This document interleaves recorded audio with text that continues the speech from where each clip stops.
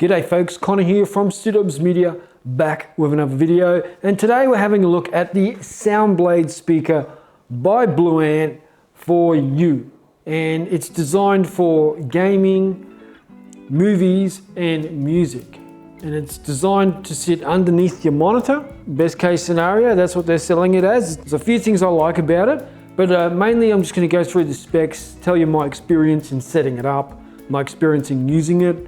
So without further ado, let's get stuck into the video. Now, as you can see here, this is the white one. It comes in about 5 different colors. There's like black, white, like a mint type of green, a couple other different colors as well. They all look pretty good and they all have that sort of like modern sort of look to them. I think they're stylish in their colors. The white one looks pretty fancy and I'm happy with it. Now you'll see in the B-roll that I was using earlier that there is a monitor behind the speaker or above the speaker.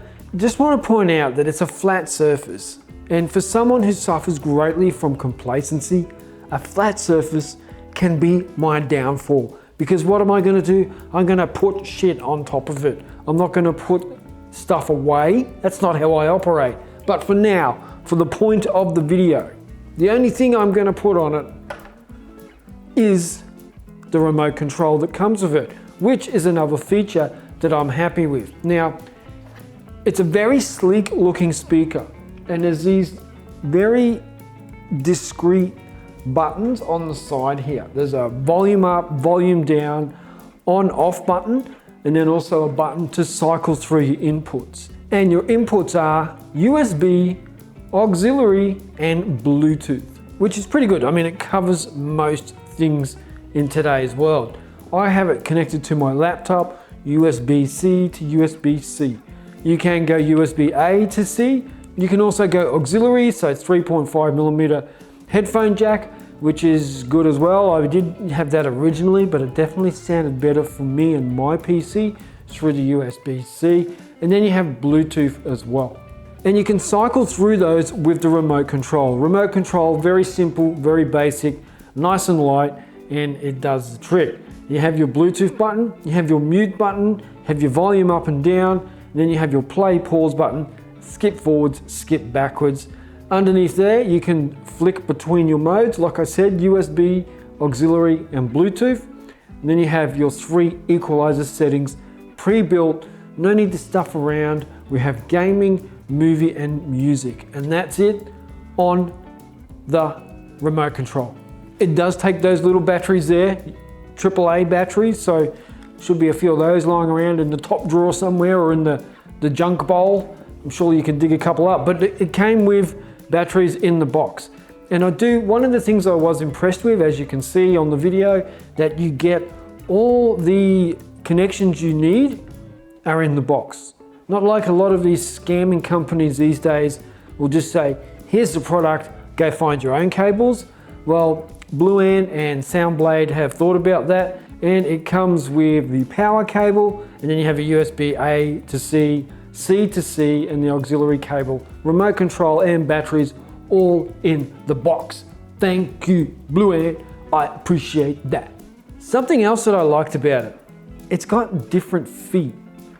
So it came with the slim profile feet attached to it, and then it wouldn't actually sit underneath my monitor because the base of my monitor was a bit fatter. So I put the extra feet on, the longer feet, and voila, it's bigger than the monitor base and stands above it. So that was really good. Now I did throughout my use of it, I did put some extra items on top of it while I was listening to it, but I was worried that it was going to cause a lot of rattle and distortion, but it didn't. It's very subtle, I will point that out. Like you have the BlueAnt branding here on the front, which is underneath the lip of the top of the speaker, and that's it. It's very subtle other than that. So if you like subtle, this is going to appeal to you. Now some of the specs I'll talk about, like I'm not a spec dude really, but anyway, this is good quality with great specs, and I'm going to go through them. And one of the things they talk about on their marketing information is that it's as good as it looks is as good as it sounds. So it's not just pleasing to ears, but it's pleasing on the eye as well. And this would look pretty good too if it was a black one with the Alienware laptop and my black monitor that I had before. Now they also talk about having I'm going to try and say this like a scientist.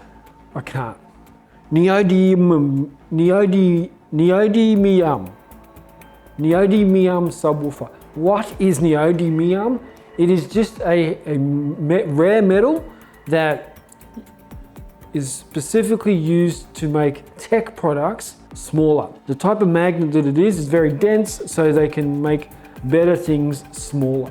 So what they might have used previously to make a good speaker might have made the speaker really big. Now they can make it smaller. Basically just a better product, a better element, maybe I should say.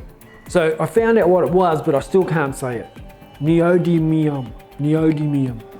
Anyway, scientists out there, comment down below, break it up into syllables on how to say it properly.